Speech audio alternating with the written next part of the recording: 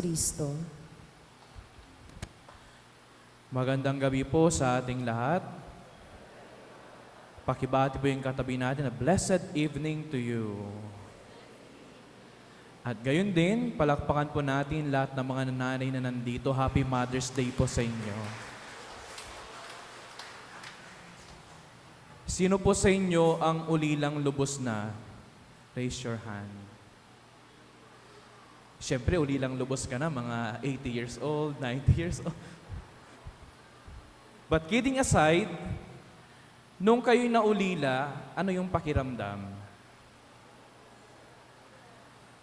Tinatanong ko kasi one time, doon sa school, may reporting kami sa klase, tapos tinanong nung professor namin, ano yung isa sa mga, or how does it feel to become an orphan? Well, sabi ko naman, masaya naman kasi wala ka nang iniisip.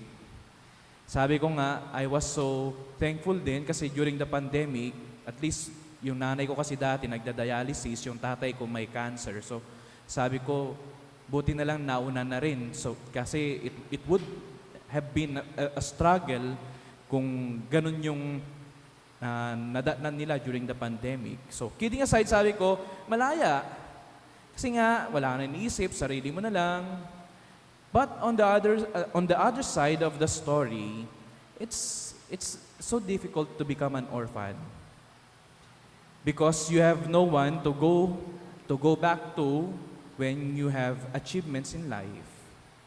Of course, kapag may kapatid ka, you will share with them, pero iba pa rin yung alam mo yung nanay mo at tatay mo, yung nakakaalam ng mga achievements mo. At the same time, you do not have any more parents to go to, especially when you're not feeling well. Sabi ko nga sa teacher namin, parang bata pa rin, kapag may lagnat ka, tatawagin mo yung nanay mo.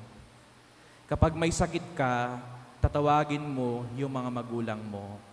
And we do not outgrow those feelings even though we grow older.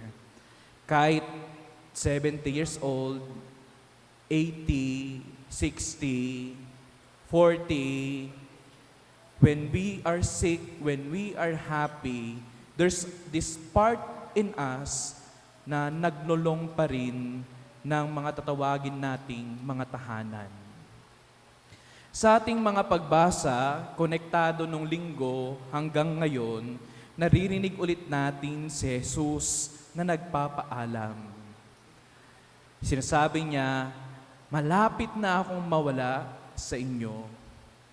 Pero, dahil sa sobra-sobra niyang pagmamahal sa kanyang mga alagad, tulad nung nangyari last Sunday, di ba nung last Sunday, sinabi niya, I will prepare a place for you and I will come back again. And kapag handa na yung lugar, babalikan ko kayo at dadalhin ko kayo sa lugar na pupuntahan ko.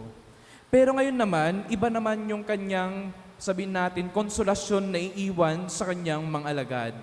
Sabi dito, hindi ko kayo hayaang makaramdam ng pangungulila. Mas maganda yung sa English sabi doon, I will not leave you orphans. Kasi magpapadala ng kasama ninyo panghabang buhay. And that is the Holy Spirit. So we can already sense na si Jesus, dahil alam niya yung pakiramdam natin, alam niya na mangungulila tayo, alam niya na mahirap maiwan, He was trying to assure them na eto na naman, I will tell you once again that I will never ever leave you. And the Holy Spirit will come down. And the Spirit of truth, the advocate, the advocatus, ganda ng ibig sabihin nun At advocatus, ibig sabihin nun, someone who will fight for you. Ganun pala, yung role ng Holy Spirit. Tuturuan tayo ng tama, pero nandyan din siya para ipaglaban tayo kapag pinili nating maging tama. And Jesus was telling them, alam ko, hindi nyo na ako makikita, but later on, makikita nyo ulit ako, pero later on, alis ulit ako, pero hindi kayo mangungulila dahil sa inyo ang banal na Espiritu. And that Holy Spirit will fight for you and will teach you the truth. Of course, no, bilang mga tao, ganun yung assurance ni Jesus para sa kanila. Pero more than that, dito natin makikita na si Jesus, nararamdaman niya tayo, kaya inihahanda niya rin yung ating mga puso. Inihahanda niya ang puso ng kanyang mga alagad sa kanyang pagbalik sa kanyang tahanan, sa tahanan ng Ama. So dito, no, makita natin na si Jesus hindi nang iiwan. Na ang Diyos hindi nang iiwan. At ang Diyos, lagi kang ilalaban. And I would like to draw from this reflection to speak about our mothers present here. I am so certain that part of your nature as mothers is to always fight for your beloved. Well, not all for sure. Pero alam ko ng mga magulang, lalong-lalo ng mga nanay, hindi yan nang iiwan. Sabi ko nga, hindi lahat, pero alam ko marami ang hindi nang iiwan. And that's why, no, sa ating selebrasyon ngayon, ngayong linggo na to, sa ating pagnunubina, sa ating patron na si Maria, salamin ng katwiran, at sa selebrasyon natin ng Mother's Day, ang ganda Kung tayo sumasalamin sa katangian ni Jesus, I'm very sure itong mga katangian na ito ay sinasalamin din ng mga magulang na naririto. Ilan na sa mga magulang dito ang nagsakripisyo para sa pamilya? Ilan na sa mga magulang at mga nanay dito na inuna yung sariling kapakanan ng pamilya bago yung sarili nila? Ilan yung mga nanay dito na nagipagsapalaran, iniiwan yung kanyang mga pangarap para mabuhay yung pangarap ng pamilya. When you are like that, you are mirroring what the gospel is telling us. Nung sinabi ni Jesus na hindi kita iiwan, ganun din ang sinasabuhay ng mga nanay na iyan. Noong ako'y seminarista, I had the privilege to have my exposure sa New Bilibid Prison. At doon, nakituloy ako sa isang pamilya. Yung tatay, nasa loob.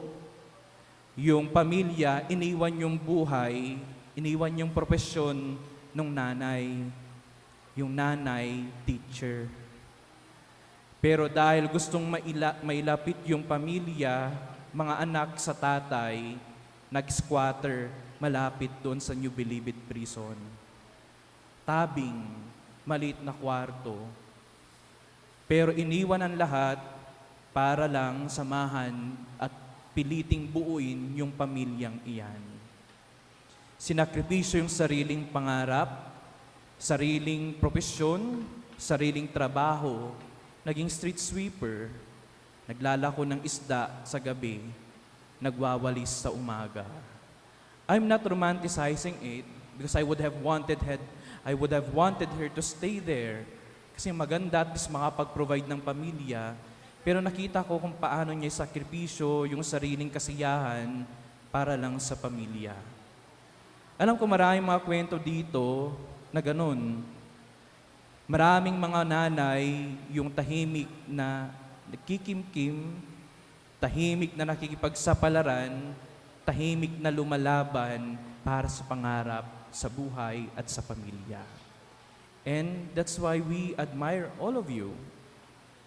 That's why when you are doing that, then I'm very sure our patron, Mary Mere of Justice, is so happy to see you here, to see your efforts, to see how you sacrifice, especially for other people. Pero gaya na nabanggit ko kanina, hindi lahat ganyan. May mga nanay pa rin na nang iiwan. May mga nanay na pipiliin yung sarili. May mga nanay na pipiliin yung sariling kasiyahan. Kaya sa ating celebration ngayon, we will not only pray for those who are doing well kapag sabihin natin yung role nila sa pamilya, pagdasalin natin yung mga takot, yung mga nag-struggle, yung mga sariling mga problema, yung mga sariling mga hinaharap sa buhay kaya hindi magampanan yung role nila bilang mga magulang. And I'm very sure, no, when we go to Mary and ask her to lead us closer to Jesus, na unang-unang nagsabi na, hindi kita iiwan, hindi ko kayo iiwan, malay natin, merong mabago sa puso at buhay ng mga taong iyan. So if there's one thing that we can glean from our readings, from our celebration today, from this second day of Novena, to Our Lady, to Mary Mirror of Justice, ay ito yun yung hindi ka dapat nang iiwan. Tayo nawa yung mag-assure sa ibang tao na sabihin natin sa kanila na lahat gagawin ko para hindi mo maramdaman na ikaw ay mangungulila. Because we know already how it feels to be an orphan. Mahirap kapag pakiramdam mo naiwan. Mahirap kapag pakiramdam mo wala kang uuwian. Mahirap yung pakiramdam kapag alam mong sarili mo lang yung magsosolo sa lahat na yung pinagdaraanan at achievements sa buhay. Tayong lahat dito, nanay, tatay, anak, kaibigan, kaklase, katrabaho, naway ito naway yung maging assurance natin sa lahat ng mga taong nakapaligid sa atin. Yung sabihin natin na, nandito lang ako at hindi ka mangungulila dahil hindi kita iiwan.